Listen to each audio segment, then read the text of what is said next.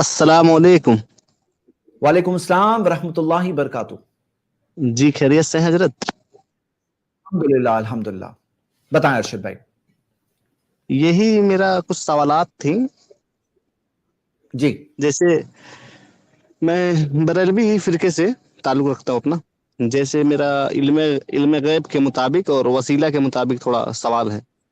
جی بتائیں. ہمارے ہاں ما کانا و ما یکونو کے علم الغیب کے مطلب قائل ہیں لوگ ہمارے ہاں. جی تو اس کی دلیل دیتے ہیں قرآن سے ایک آیت پیش کرتے ہیں کہ اللہ نے اپنے نبی کو سب چیز سکھا دیا, اب اس میں کچھ نہیں رہ گیا. اس کے بعد ایک حدیث پیش کرتے ہیں صحیح بخاری کی, حدیث نمبر 3192 3192. جی ایک مرتبہ نبی صلی اللہ علیہ وسلم نے ممبر پر کھڑے ہو کر ہمیں واعظ فرمایا اور شروعاتی بناوٹ کے بارے میں ہمیں وہ خبر ہم دی. لوگوں نے اس حدیث پہ لاسٹ ٹائم ہی ڈسکس کیا تھا اسٹریم کے اندر, پچھلی اسٹریم کے اندر لاسٹ ٹائم میں جی اینڈنگ میں یہ ڈسکشن آیا تھا 3192 پہ. جی اچھا تو ایک جی حدیث اور بتاتے ہیں حضرت. ایک کام کرتے ہیں, اس کا شارٹ میں جی آنسر بتا دیتے ہیں.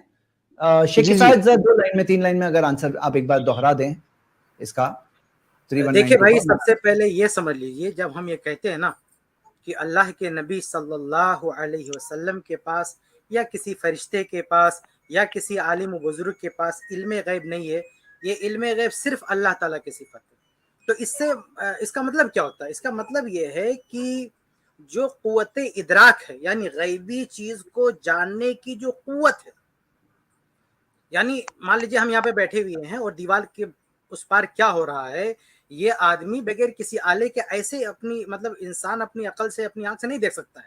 کوئی کیمرہ لگا دے الگ بات ہے, کوئی وسیلہ کوئی ذریعہ بنا دے, لیکن ایسے ہمارے سسٹم میں اللہ تعالیٰ نے ہماری باڈی میں کوئی سسٹم انسٹال نہیں کیا ہے کہ اس سے ہم ڈیٹیکٹ کر سکیں, پتہ کر سکیں کہ یہاں دائیں کیا ہے, بائیں کیا ہے, آگے کیا, پیچھے کیا ہے, اور ایک دن پہلے کیا ہو رہا تھا اور آگے کیا ہو رہا ہے. یعنی بیک وقت ہم ساری چیزیں جان رہے ہوں, یہ صلاحیت اللہ رب العالمین نے کسی کے اندر نہیں رکھی ہے, چاہے وہ کوئی فرشتہ ہو, چاہے کوئی نبی ہو, چاہے کوئی بزرگ ہو. تو یہ ایک بار پھر دوہرا رہا ہوں, قوت ادراک یعنی غیبی چیزوں کو جاننے کی قوت, وہ ماکان ما یکون تو جانے دیجئے, ایک دن کے لیے بھی کسی کو یہ عطا نہیں کیا ہے. یعنی یہ صلاحیت اللہ تعالیٰ نے ایک دن کے لیے کسی کو نہیں دیا کہ وہ صرف ایک دن کے اندر یہ جان لے. جیسے وہ ہندوستان میں ہے یا عرب میں ہے تو جان لے کہ ہندوستان میں کیا ہو رہا ہے, پاکستان میں کیا ہو رہا ہے, فلاں جگہ کیا ہو رہا ہے, اس دن میں اس وقت کہاں کہاں کیا ہو رہا ہے, وہ ساری چیزیں اسے پتا ہو. یہ اللہ تعالیٰ نے ایک دن کے لیے بھی کسی کو یہ صفت اور یہ قوت نہیں دی ہے. باقی جو آپ نے قرآن کی آیت کی طرف حوالہ دیا کہ قرآن کی آیت پڑھ کے علم غیب ثابت کرتے ہیں, تو قرآن کی وہ ایک آیت ہو, کئی آیتیں ہیں, ان تمام آیات میں, بلکہ تمام آیات اور تمام احادیث جن کو ہمارے بعض بھائی نبی صلی اللہ علیہ وسلم کا علم غیب ثابت کرنے کے لیے پیش کرتے ہیں, ان تمام چیزوں, ان تمام آیات, تمام احادیث میں ایک بات ہوتی ہے, وہ ہے اطلاع کرنا, یعنی باخبر کرنا, کسی کو بتا دینا. تو ہم اس کے منکر نہیں ہیں کہ اللہ رب العالمین نے بہت سے غیبی امور کے بارے میں اللہ کے نبی صلی اللہ علیہ وسلم کو بتایا, اس سے ہم انکاری نہیں, بلکہ جبرائیل السلام کو بتایا, اور جبرائیل السلام نے آ کے اللہ کے نبی صلی اللہ علیہ وسلم کو بتایا, اور اللہ کے نبی صلی اللہ علیہ وسلم نے ہم کو بتایا. یعنی وہ جو غیبی امور کی چیزیں تھیں وہ نقل ہوتے ہوتے ہم تک پہنچی, بلکہ نبی صلی اللہ علیہ وسلم کے صحابہ نے آگے بتایا, اور سندوں پر وہ چلتے چلتے کتابوں میں جو حدیثیں ہیں وہ اصل میں اس میں بہت ساری چیزیں غیبی امور سے تعلق رکھتی ہیں کہ پہلے کیا ہوا, فیوچر میں کیا ہوگا, ایسی بہت ساری چیزیں ہیں. تو وہ تمام چیزوں میں کیا چیز ہے کہ اطلاع دے دے گی, مطلب اس کو بتا دیا گیا. میں ایک چھوٹی سی مثال پیش کر کے بات ختم کرتا ہوں, اس سے آپ سمجھ جائیں گے دونوں میں فرق کیا ہوتا ہے. دیکھیے فار ایگزامپل, مثال کے طور پر میں جو ہے اندھا ہوں, مجھے دکھائی نہیں دیتا, میری دونوں آنکھیں خراب ہیں, اور ایک روم میں بیٹھا ہوں.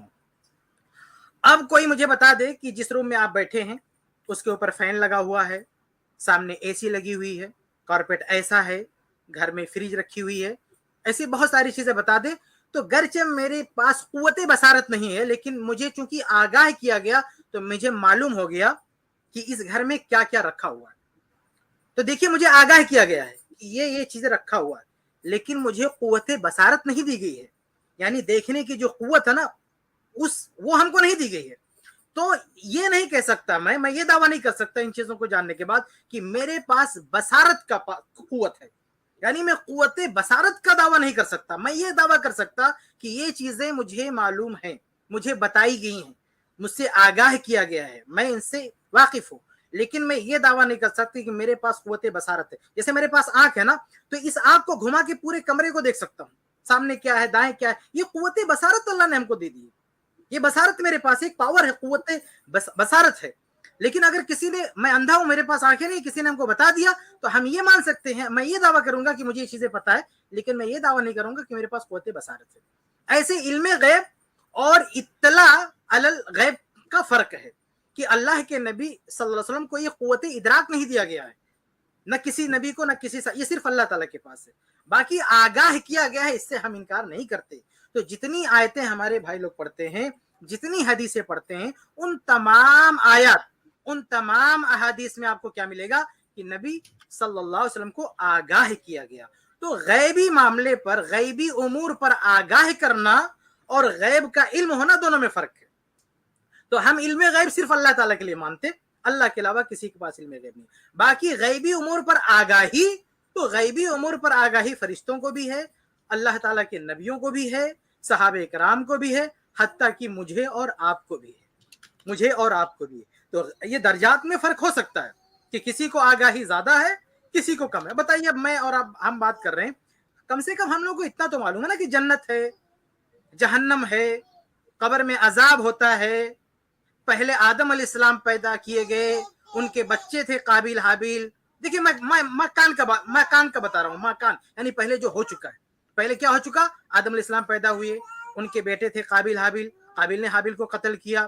پھر کتنے انبیاء, ابراہیم علیہ السلام, موسیٰ علیہ السلام, عیسیٰ علیہ السلام, سورہ یوسف کا پورا قصہ, یوسف علیہ السلام کا پورا قصہ جو سورہ یوسف میں موجود ہے.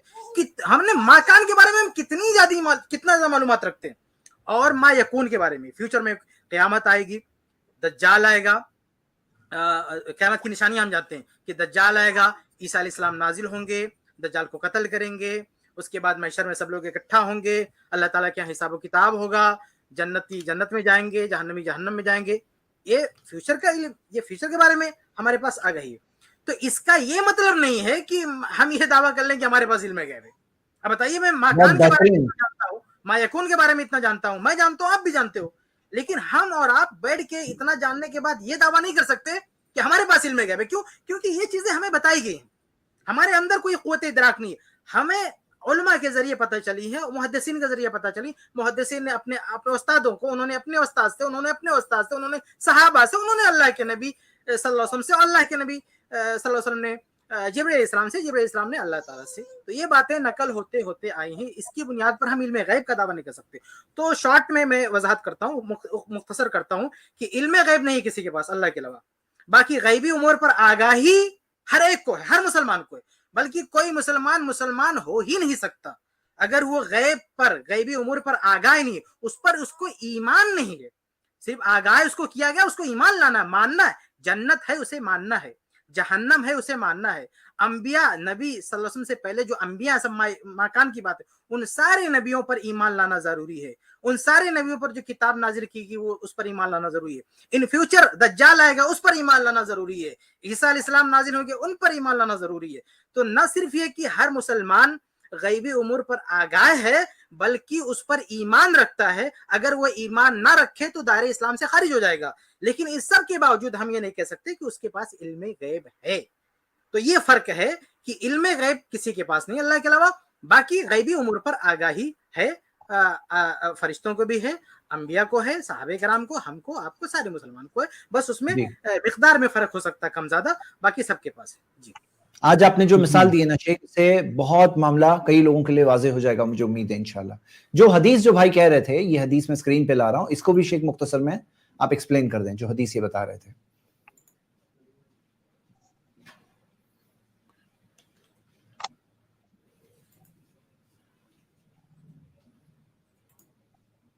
شیخ کفایت, اچھا چلیے میں بتا دیتا ہوں. جی شیخ آپ بتا دیں. جی, اس حدیث کا خلاصہ, یہ پہلے بھی حدیث پیش کی گئی اسی اسٹریم میں, اس کا خلاصہ یہ ہے کہ اللہ کے نبی صلی اللہ علیہ وسلم ہمارے بیچ میں کھڑے ہوئے. تو اللہ کے نبی صلی اللہ علیہ وسلم نے آغاز خلق یعنی کائنات کی ابتدا کے وقت سے لے کر اور پھر جب لوگ جنت اہل جنت جنت میں چلے جائیں گے اور جہنمی جو ہے جہنم میں چلے جائیں گے، وہ تمام چیزیں بتائیں ہم کو.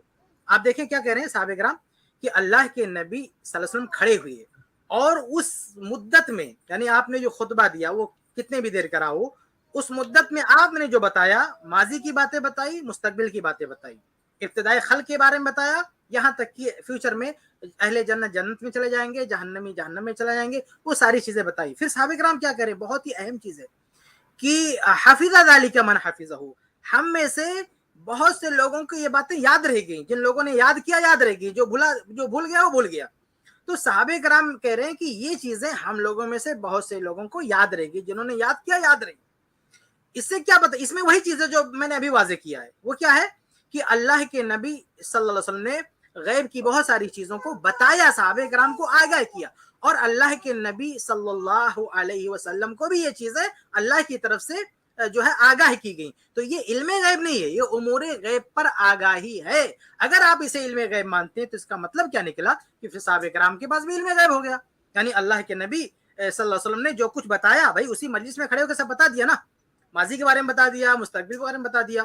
تو اگر بتانے سے علم غیب ٹرانسفر ہو جاتا ہے تو پھر یہ ٹرانسفر ہو گیا صحابہ کرام تک، کیونکہ صحابہ کرام کو بتا دیا گیا. صحابہ کرام کہہ بھی رہے ہیں کہ ہم میں سے بعض لوگوں کو یاد رہ گیا، جنہوں نے یاد کیا یاد رہا، ان کو جو بھول گئے. تو جن لوگوں نے یاد رکھا، آپ کیا مانیں گے کہ ان کے پاس علم غیب ہے؟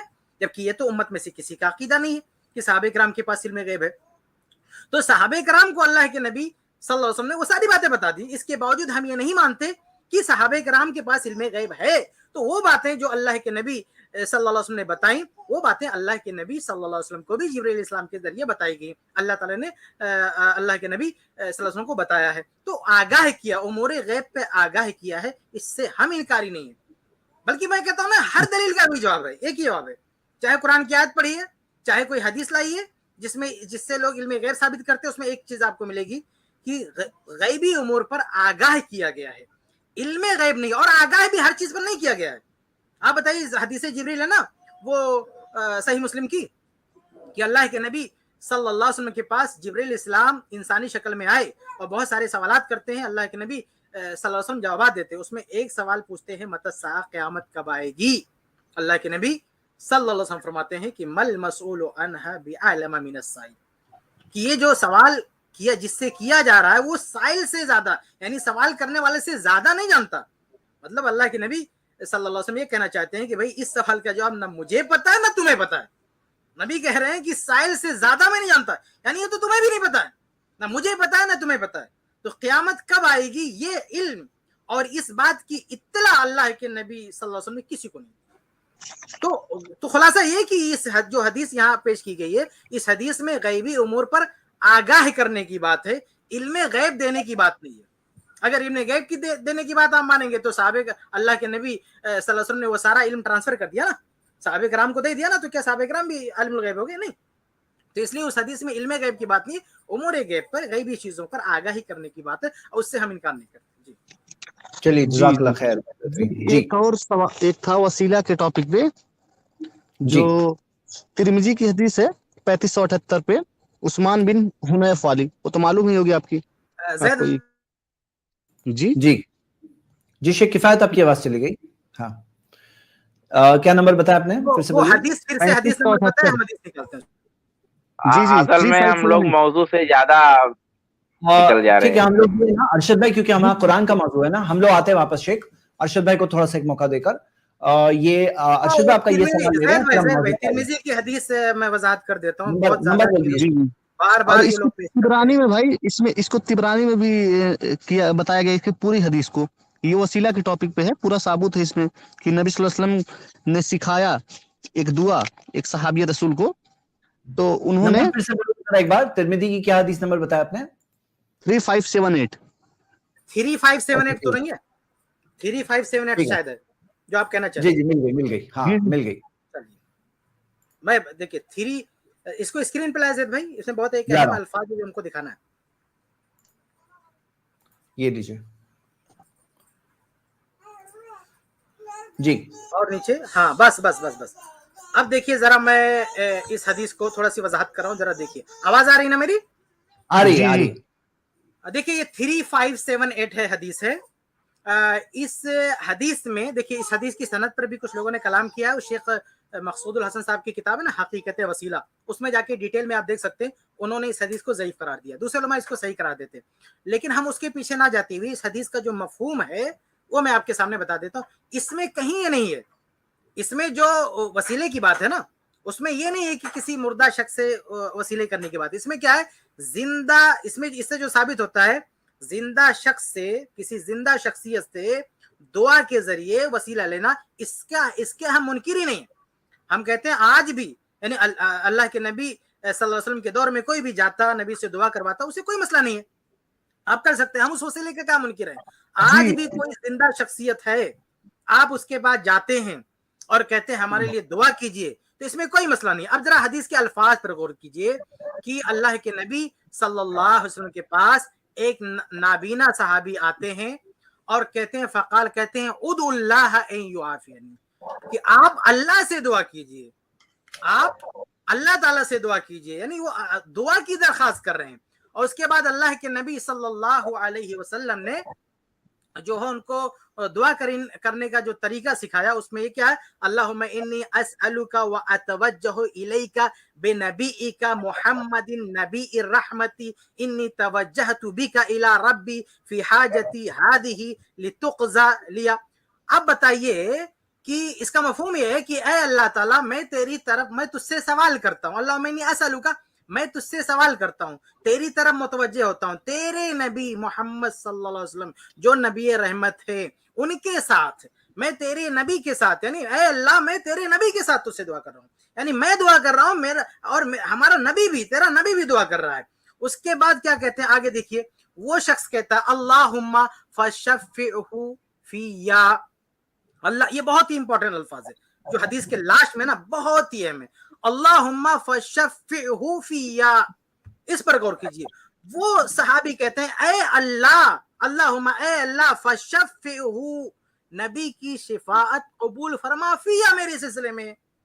कितनी क्लियर बात है, कितनी वाज़ेह बात है कि वो नाबीना सहाबी कह रहे हैं कि ऐ अल्लाह, नबी जो शिफाअत कर रहे हैं मेरे बारे में, यानी नबी जो दुआ कर रहे हैं, इसको कबूल फरमा। तो भाई हम इसके मुनकिर कहाँ हैं, हम तो इसको मानते हैं कि जो भी जिंदा शख्सियत है, बुजुर्ग शख्सियत है, आज भी कोई जिंदा शख्सियत है, आप जाइए उनसे दुआ की दरखास्त कीजिए, दुआ करवाइए।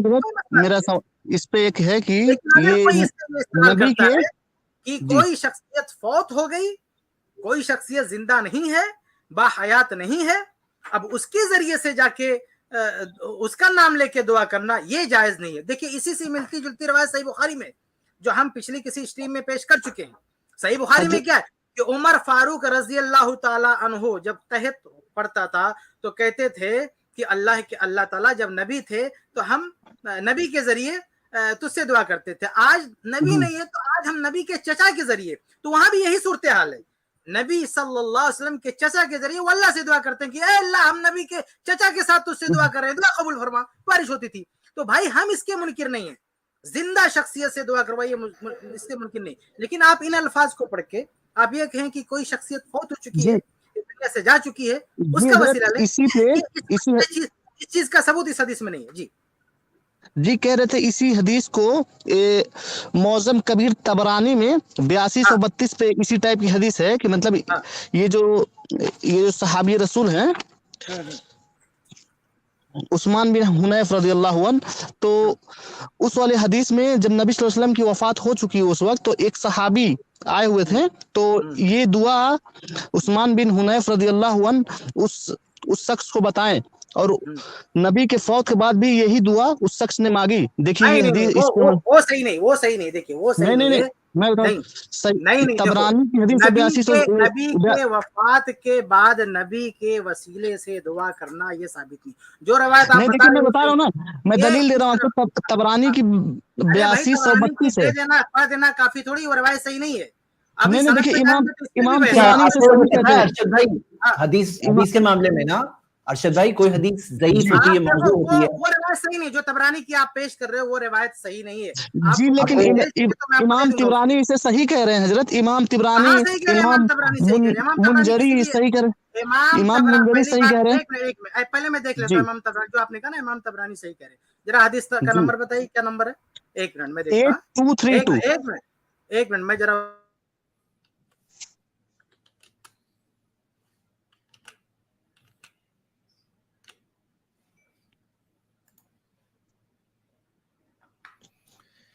دیکھیے کیسا ہے معاملہ. آپ اگر حدیث کا چیکنگ نہیں کریں گے تو آپ کو ایسی بھی حدیث ملے گی کہ سفید کبوتر پالنے والے کو جنت ملے گی، لیکن حدیث صحیح سند سے نہیں ہے. اور اگر آپ کو طبرانی کی حدیث چاہیے کوئی ضعیف موضوع ثابت شدہ، تو آپ کو وہ بھی حدیثیں ملے گی. لیکن وہ لوگ زید بھائی کسی اور سائل کو لیجیے، تب تک میں یہ حدیث دیکھتا ہوں جو انہوں نے طبرانی کی پیش کرے، تب تک میں دیکھ رہا ہوں. تب تک بولیے حدیث کا نمبر کیا؟ 8232 ہے، 8232. اوکے ٹھیک ہے. تو جب تک شیخ دیکھ رہے ہیں، آپ کے سامنے حدیث لا رہے ہیں، تو میں آپ کو ایک بنیادی قاعدہ بتا رہا ہوں. دیکھیے ایک اپنا رول رکھو. کیا رول رکھو؟ جیسے آپ سونا خریدنے جاتے ہو تو سونے میں آپ کو کوئی بھی بولتے سونا ہے، لو بھائی لو سونا ہے، تو ویسا نہیں ہوتا ہے. آپ کیا کرتے ہیں؟ چیک کریں گے کہ پیور گولڈ ہے، 24 کیرٹ ہے، 16 کیرٹ ہے، چمک رہا ہے لیکن سونا نہیں ہے. ہاں، تو وہی معاملہ ہے کہ حدیث کے اندر کوئی کچھ کہے گا کہ یہ ہے حدیث میں، لیکن ہمارے لیے کیا ضروری ہے کہ ہم چیک کریں کہ حدیث صحیح سند سے ہے یا نہیں ہے. یہ جتنی حدیثیں ہیں نا، شیخ البانی کی کتاب ہے توسل کے نام سے، جس میں انہوں نے حدیثوں کی سند کی تحقیق بھی دی ہے اور ڈیٹیل ڈسکشن بھی کیا ہے. اور شیخ مقصود الحسن فیضی کی کتاب کا بھی حوالہ شیخ کفایت نے دیا. تو جہاں تک یہ حدیث جو ابھی جو اسکرین پر ہے، اس حدیث کے تعلق سے بھی بعض نے اس کے اوپر اسے ضعیف کہا ہے. دیکھو ایک بات پکی ہے، میں آپ کو بتا دوں ارشد بھائی، ہم پروف والے دین پر ہیں. یہ دین جو ہے پروف والا دین ہے. اس میں کوئی حدیث یا تو صحیح ہوگی یا تو ضعیف ہوگی. ایسا نہیں ہونے والا ہے کہ صحیح بھی ہے ضعیف بھی ہے. اور صحیح اور ضعیف کا معاملہ ایسا نہیں ہے اچھی لگ رہی ہے حدیث صحیح ہے اور نہیں اچھی لگ رہی ضعیف ہے، ایسا نہیں ہے. پروف کی بنیاد پر، یعنی کہ راویوں کے حال سے ڈائریکٹلی محدثین پروف کے طور پہ بتاتے ہیں کہ یہ پروف کی بنیاد پر یہ حدیث صحیح ہے، یہ پروف کی بنیاد پر حدیث ضعیف ہے.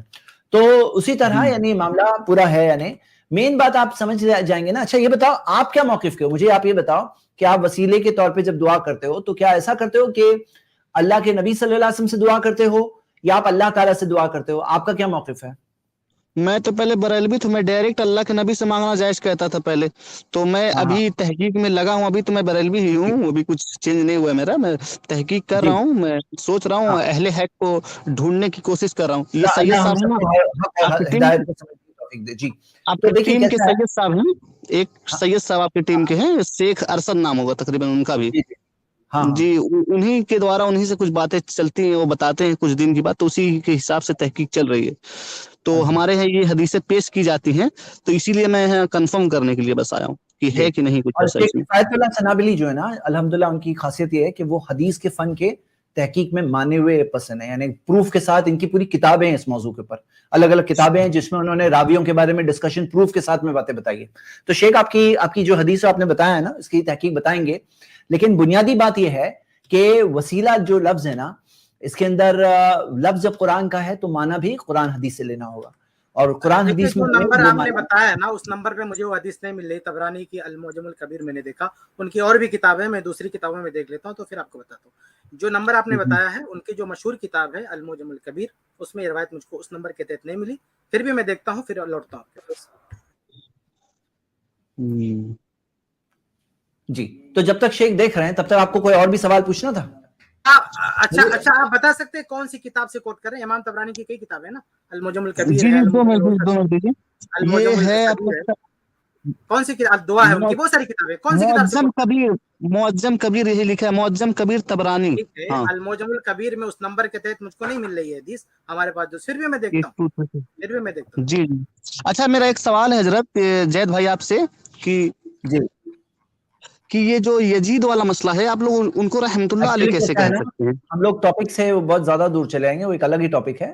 جی یہی کہہ رہے ہیں یزید والے مسئلے پہ آپ ان کو رحمت اللہ علیہ کہتے ہیں. یہ آج ہمارا قرآن کا موضوع ہے نا آج کا، تو ہم قرآن کے موضوع سے آپ کا، کیونکہ موضوع پچھلے ہفتے چل رہا تھا اس لیے میں نے تھوڑا اجازت دی اس موضوع پر، لیکن وہ موضوع تو کوئی کنیکشن ہی نہیں ہمارا ان دنوں میں.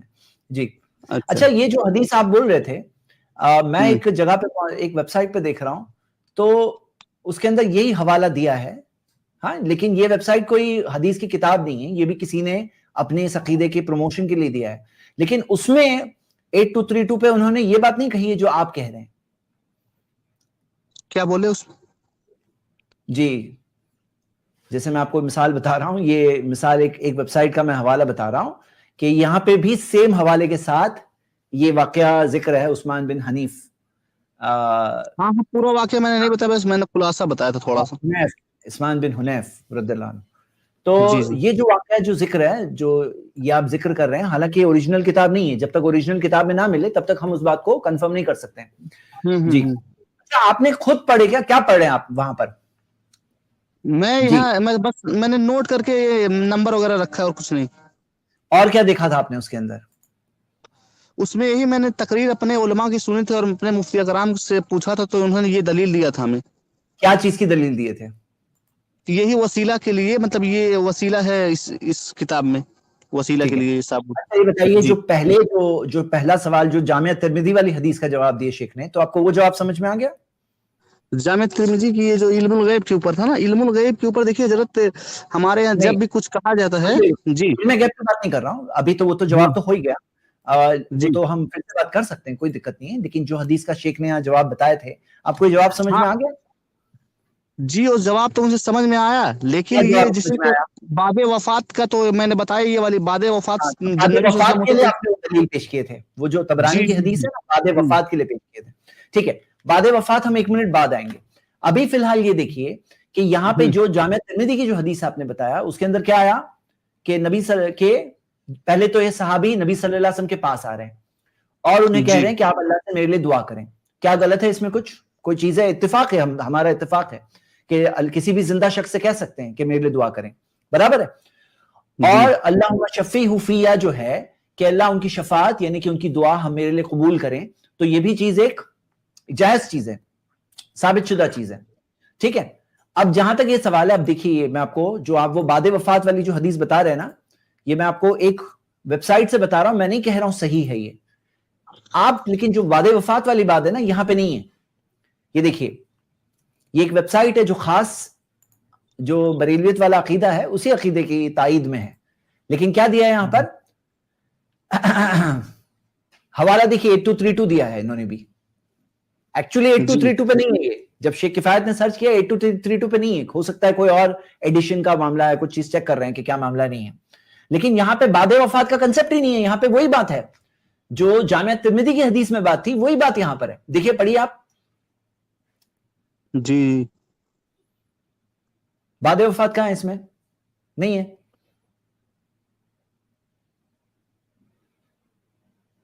that had not even a to job. یہ بھی وہی واقعہ ہے جو جامعہ ترمذی کی حدیث میں تھا. جی جی ہاں یہاں دلیل تو دیا گیا ہے ہمارے علماء کے دوارا. یہ دیکھیں آپ کے سامنے ہے, وہ وہاں جو علماء جو بریلوی علماء دے رہے ہیں وہی یہاں پہ بھی دیا ہے, لیکن ہم کیا دیکھتے ہیں کہ بعض چیزیں کیا ہوتی ہے کہ ہوتا کچھ ہے اور اسے مقررین جو ہوتے ہیں نا بیان کرنے میں بعد وفات تک پہنچا دیا اسے. ہاں تو اس حدیث میں ہے نا وہ ڈھونڈ ہی رہے ہیں, وہ آپ جو حدیث پیش کیے نا اسے ڈھونڈ رہے ہیں. جب تک ہو رہا ہے کوئی اور سوال ہو گیا موضوع سے متعلق؟ آپ نے یہ موضوع آپ کے موضوع کے حساب سے ایک سوال کرتا ہوں میں. یہ ہمارے یہاں مزاروں پہ جا کے یہ جب پہنچتے ہیں مزار کے پاس تو وہاں لوگ سر گھمانے لگتے ہیں, مطلب عورتیں جو ہوتی ہیں ان کے اوپر شیطان آیا رہتا ہے, کچھ ایسا حساب رہتا ہے. وہاں پر مجاور لوگ بیٹھے رہتے ہیں, انہیں کچھ قرآن کی آیتیں پڑھتے ہیں, سورہ جن کی بتاتے ہیں, سورہ بقرہ کے بتاتے ہیں, کان میں انگلی ڈالتے ہیں عورتوں کے, یا کوئی بھی ہو عورتوں کے کان میں انگلی ڈال کے اس کے بعد کچھ قرآن کی آیت پڑھیں گے, پھر اس شیطان سے بات کرتے ہیں, جو اس کے اندر گھسا رہتا ہے اس سے بات کرتے ہیں. تو اس کی کچھ حقیقت ہے؟ اچھا آپ مجھے بتاؤ کہ کیا آپ کو یہ پتا ہے کہ بعض مندروں میں بھی سیم ایسا ہوتا ہے؟ جی جی ہوتا ہے, معلوم. بعض عیسائیوں کے ہیلنگ سیشنز ہے, یوٹیوب پہ ویڈیوز پہ پوری ان کی بھری پڑی ہے, جہاں وہ ایسی چیزیں ان کے یہاں بھی ہوتی ہے اور ہمارے یہاں درگاہ پہ بھی ہوتی ہے. اور آپ بتاؤ کہ جو جن ہے, مان لو کوئی جن پریشان کر رہا ہے, تو اچھا جن ہوگا برا جن ہوگا؟ برا ہوگا. برا ہوگا. وہ برا جن ہم سے کیا چاہتا ہے کہ ہمارا عقیدہ اچھا ہو جائے یا بگڑ جائے؟ بگڑ جائے. بگڑ جائے. اب یہ سوچو کہ کوئی انسان اگر ایسے مندر میں گیا, کرسچن کے ہیلنگ سیشن پہ گیا یا درگاہ پر گیا اور وہاں جا کر وہ برا جن اپنا اثر تھوڑا کم کر لے یا تھوڑے دن کی چھٹی دے دے تو آدمی کا عقیدہ کیا بنے گا؟ برا دن چھٹی دے دے تو مطلب جو برا جن ہے جو اثر ڈالا ہے کسی کو پریشان کر رہا ہے اور وہ شخص جس کو پریشان وہ کر رہا ہے وہ گیا مندر میں یا ہیلنگ سیشن میں گیا یا تعویذ پہن لیا شرکیہ ہاں یا مان لیجئے کہ درگاہ پر گیا یا کوئی بدعت کیا اور یہ جو برا جن ہے اپنا اثر کم کر لے گا اپنا اثر کم کر لے یا تھوڑے دن کی چھٹی دے دے اس کو تھوڑے دن تک اس کو چھٹی دے دے ہاں تو سامنے والا جو اس کا عقیدہ کیا بنے گا بتاؤ؟ اس کا یہی عقیدہ بنے گا کہ بابا ہمیں ٹھیک کر دیے اور کیا عقیدہ بنے گا ہے نا. اب یہ بات کو قرآن کو سمجھنے میں دیکھو دنیا ہے یہ دنیا میں صحیح اور غلط دونوں تجربے ہوتے ہیں اچھے برے دونوں تجربے ہوتے ہیں کوئی شخص ہے مانگا مانگا مانگا بدھ سے مانگا اور مل گیا تجربے سے کیا پتا چلا کہ میں بدھ سے مانگا مل گیا اب دنیا ہے نا یہ یہاں پہ صرف مطلب اچھے لوگوں کے ساتھ نہیں آزمائش کی جگہ ہے دنیا آزمائش میں ایسے ہی تو ہوتا ہے نا صحیح جواب ایک سوال پوچھا ہے 4 جواب دیے اس میں سے ایک ہی صحیح ہے اور 3 جواب غلط دیے لیکن ہے دیے ہوئے وہاں پہ جان بوجھ کے تو یہ دنیا ہے اب اس میں قرآن کا بھی غلط نہیں ہوگا ارشد بھائی حدیث کا بھی غلط نہیں ہوگی اللہ علیہ وسلم کا فرمان تو آپ جو عقیدہ سیکھو نا یہ دنیا کی جو چیزیں آپ دیکھ رہے ہو نا اسے دیکھ کر عقیدہ مت بناؤ آپ عقیدہ بناؤ قرآن اور حدیث سے بناؤ کیا بولتے ہو؟ جی بے شک قرآن و حدیث سے اپنا مطلب عقیدہ ہونا چاہیے. آپ کو پتا ہے دجال آئے گا تو دجال جب آئے گا تو وہ کیا کیا کرنے والا ہے آپ کو پتا ہے دجال؟ جی زید بھائی جتنے لوگ یعنی استھانوں پہ اور مندروں پہ جو وہاں پہ آپ پتا کریں گے جا کر کے تو وہاں دیگیں ہوتی ہیں یا کچھ پیٹیاں ہوتی ہیں اور وہاں لکھا ہوتا ہے کہ جس کی منو کامنا پوری ہو گئی ہو وہ آ کر کے اپنا نام لکھواتا ہے اور باقاعدہ پھر وہ اس کے نام سے دیگ چڑھتی ہے یا کچھ بھنڈارا ہوتا ہے یا کچھ دان دیتا ہے. اب آپ دیکھیے کہ ہر مندر میں یا ہر استھان پہ جائیں گے آپ کو تو مہینے میں آپ کو 20 ایسے مل جائیں گے جو آ کے یہ کہتے ہیں کہ ہماری منو کامنا پوری ہو گئی تھی. تو مطلب یہ جو فائدے بیس پہ یعنی عقیدہ ثابت کرنے کا جو طریقہ ہے کہ ہم گئے تھے اور ہمارا فائدہ ہو گیا اور اس کی بنیاد پہ بات صحیح یا غلط ہے جیسا کہ زید بھائی سمجھا رہے تھے میں نے تھوڑا سا اس میں ایڈ کر دیا وہ انتہائی غلط ہے. اور دیکھو اب یہ دجال والی حدیث دجال جائے گا کچھ لوگوں کو دعوت دے گا کہ مجھ پہ ایمان لاؤ ہاں اور کیا کیا چیزیں ہوگی وہ لوگ اس پہ ایمان لے آئیں گے وہ آسمان کو کہے گا ہاں فیامر السماء فیمطر الارض تو آسمان کو حکم دے گا تو آسمان بارش برسائے گی اس سے اچھی فصل نکلے گی ہاں ان کے جانور آئیں گے تو ان کے تھن پورے بھرے ہوئے ہوں گے دودھ سے اور جو لوگ اس پہ ایمان نہیں لائیں گے ان پہ کیا مشکل آئے گی. اب یہ ساری چیزیں جو دجال یہاں تک کہ ایک مردہ شخص کو زندہ بھی کرے گا ہاں تو یہ ساری چیزیں اگر کوئی دیکھ کر ایمان لا رہا ہے ایسی چیزیں جس کے لیے قرآن حدیث نہیں یہ دیکھی ہوئی چیزیں بھلے ہی قرآن حدیث کے خلاف ہے یہ دلیل ہے تو دجال پہ بھی وہ ایمان لے آئے گا پھر تو ہے نا. تو صحیح بات کیا ہے کہ ہمارے لیے دلیل یہ نہیں ہے ہمارے لیے دلیل کیا ہے قرآن اور حدیث بے شک حق ہے غلط نہیں ہوگی. اور ایک اور مثال آپ کو پتا ہے کہ بنی اسرائیل نے بت پرستی شروع کر دی تھی موسیٰ علیہ السلام کے زمانے میں کس کی گائے کی اور ہوا کیا تھا ان کے ساتھ ہوا یہ تھا کہ انہوں نے اپنے زیورات کو لا کر کے آگ میں ڈالے اور جب ڈالے تو آگ میں سے بچڑا نکلا ہاں یہ دیکھیے حدیث قرآن کی آیت ہے ڈائریکٹلی فاخرج لهم اجلا جسدا له ایک آگ میں سے ایک نا گائے کا بچڑے کا جسم نکلا اور لہو خوار اس میں سے آواز بھی آ رہی تھی منہ جیسی آواز ہوتی ہے نا تو تب سامری نے کہا ہذا الہکم و الہ موسیٰ یہ تمہارا معبود ہے گاڈ ہے تمہارا اور موسیٰ کی بھی معبود یہ ہے فنسی موسیٰ بھول گئے تو وہ لوگوں نے عبادت کرنے لگے. تو اب یہاں پہ کیا ہے ایسے تجربے جو ہوتے ہیں نا دنیا میں صحیح غلط دونوں ہوتے ہیں ہاں تو اس کو کبھی دلیل نہیں بنانا امتحان تو اسی کو کہتے ہیں نا. ٹھیک ہے چلے تو آپ کا تبرانی والی حدیث ہم تھوڑی دیر پینڈنگ رکھ رہے ہیں میں اگلے مہمانوں کو لیتا ہوں بہت دیر سے ویٹ کر رہے ہیں انشاءاللہ ارشد بھائی لیکن آپ رہیے میں اپنے سوال کا جواب انشاءاللہ ہم لوگ آج کے دن میں دینے کی پوری کوشش کریں گے. ٹھیک ہے اچھی بات ہے. اگلے گیسٹ تسلیم بھائی